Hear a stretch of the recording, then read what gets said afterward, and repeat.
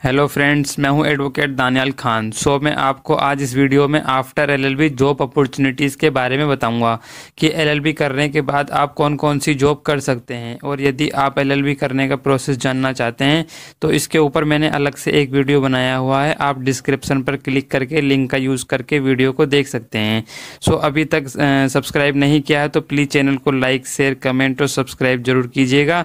साथ ही bell icon को भी प्रेस कीजिएगा ताकि हमारा नेक्स्ट वीडियो आपको जल्द ही मिल जाए। तो चलिए वीडियो को शुरू करते हैं।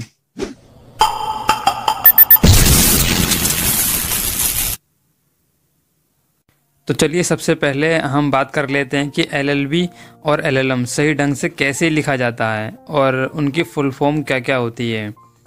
ज़्यादातर लोग एलएलबी को L.L.B लिखते हैं।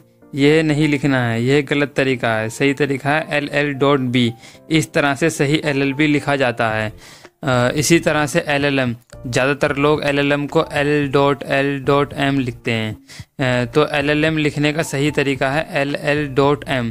यह सही तरीका होता है एलएलएम लिखने का। अब बात करते हैं इन दोनों की फुल फॉर्म की। एलएलबी की फुल फॉर्म होती है लेक्स लेगम बैक्लूरस। यह लैटिन भाषा का शब्द है और हमारी भाषा में बैचलर ऑफ लॉज भी कहते हैं। इसी तरह एलएलएम की फुल फॉर्म होती है लेक्स लीगम मैजिस्टर। यह लैटिन भाषा का शब्द है और हमारी भाषा में मास्टर ऑफ लॉज भी कहते हैं। ये तो थी एलएलबी और एलएलएम की फुल फॉर्म की बात। अब जॉब अपॉर्चुनिटीज़ के बारे में जान लेते हैं। लॉ एक ऐसा सब्जेक्ट है जो कि प्रोफेशनल कैरियर में आता है और आज के दौर में तो लॉ अब डिमांडिंग कैरियर बन चुका है। लॉ की डिग्री लेने के बाद आप BCI में पंजीकरण करवाकर AIBE ऑल इंडिया बार एग्जामिनेशन का एग्ज़ाम पास करके आप एक एडवोकेट के रूप में किसी के पक्ष की ओर से अदालत में पैरवी कर सकते हैं। लॉ एक ऐसा प्रोफेशन है जिसमें कोई भी वकील बेरोजगार नहीं होता है अगर उसके पास नॉलेज है तो। एलएलबी करने के बाद JAG आर्मी कोर्ट्स की एक परीक्षा होती है जिसमें जज एडवोकेट जनरल आप बन सकते हैं, जिसमें एज लिमिट मांगी होती है मैक्सिमम 27 ईयर्स और जिसमें एलएलबी के अंदर फर्स्ट डिवीज़न आपकी होनी बहुत ज़रूरी है। इसका सिलेक्शन इंटरव्यू बेसिस पर होता है, जो कि इंटरव्यू ही सिर्फ 1 घंटे का होता है। इसके बाद IBPS institute of banking personal selection vacancy निकलती है जिसमें आप special officer law for bank बन सकते हैं, जिसमें बैंकों को एडवोकेट सेवा देनी होती है। इसके बाद एक होता है ADPO assistant district prosecution officer. इसकी परीक्षा होती है, आम भाषा में आप इसे लोक अभियोजक या सरकारी वकील के नाम से भी जानते हैं और यह हर स्टेट में अलग अलग नाम से होती है। कहीं पर APP असिस्टेंट पब्लिक प्रोसिक्यूटर, कहीं पर ADPO assistant district prosecution officer. अलग अलग नाम से यह एग्ज़ाम होते हैं, लेकिन सरकारी वकील बनने के लिए यही एक एग्ज़ाम है जिसके अनुसार आप सरकारी वकील बन सकते हैं। अगर आप MP ADPO की बात करते हैं तो इसमें 32 सब्जेक्ट होते हैं। ऑब्जेक्टिव एग्ज़ाम होता है, सिलेक्शन ऑन मेरिट बेसिस पर होता है।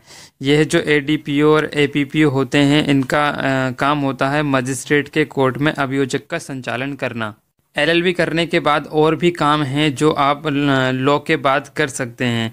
मल्टीनेशनल कंपनी, प्राइवेट कंपनी में एडवोकेट के पैनल होते हैं जिनको आप ज्वाइन कर सकते हैं। ये जो कंपनियां हैं वो अपने यहाँ पर एडवोकेट को हायर करती हैं जो अपनी रोज़मर्रा के केसेस हैं, ट्रेडमार्क, कॉपीराइट या किसी भी तरह की बातें या फिर कोई लोन दिया है उसका पैसा वसूलना है, इस तरह के केसेस में एडवोकेट की मदद ली जाती है।